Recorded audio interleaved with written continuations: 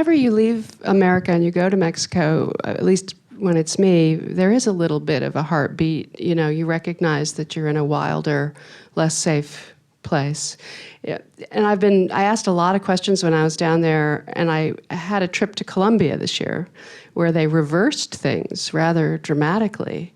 And I wondered if you have any thoughts at all about what could possibly, because it sounds like one of the problems is that the judges are the jury. There are no juries in Mexico, so the judges can be corrupt.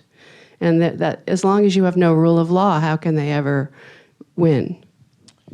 Yeah, you know, obviously Cartel Land is not a policy film, and, you know, there's no talking heads, there's no experts, there's no, you know, so... Right or wrong. Right or wrong. But it's a multifactorial problem with many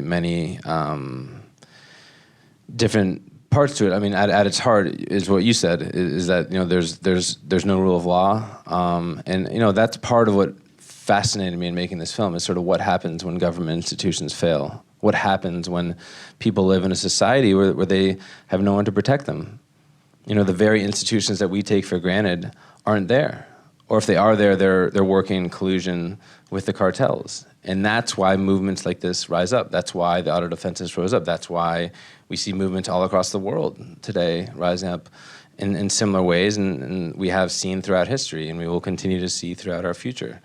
But, you know, the biggest part of the problem is us. You know, we're consuming the drugs that are the basis for this war, that are the basis for this violence. We are funding this war through our consumption of drugs, and sending money and guns south. And so... So the war supposedly started when we started just the war against drugs. That was the beginning of it, that we started it. Yeah, and, you know, I'm not a historian, so I can't speak as an expert in this matter.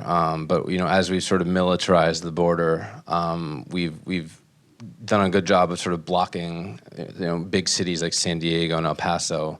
But what that's done is push most of the drugs and the immigrants into the desert, which is much more dangerous for especially the migrants come across. You know, thousands of migrants die every year of dehydration and other factors coming through areas that we see in the film.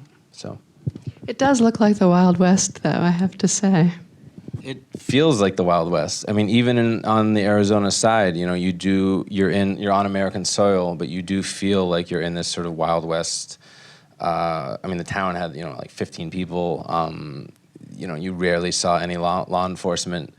You know, as you see in the film, you look up on the mountaintops and there's cartel scouts watching you. You can hear them talking about you on the radio. So obviously, you know, this is not an exact parallel between these two characters, and the violence in Mexico is much more visceral and real. I mean, there's, you know, between 80 and 100,000 people that have been killed since 2007 in Mexico. 25,000 plus people disappeared in Mexico. And, you know, we're not seeing that violence in the US. We're not seeing that violence in Arizona. So that fight on the Arizona side is much more sort of theoretical. It's much more of a fear that these Mexican drug wars will seep their way across our border.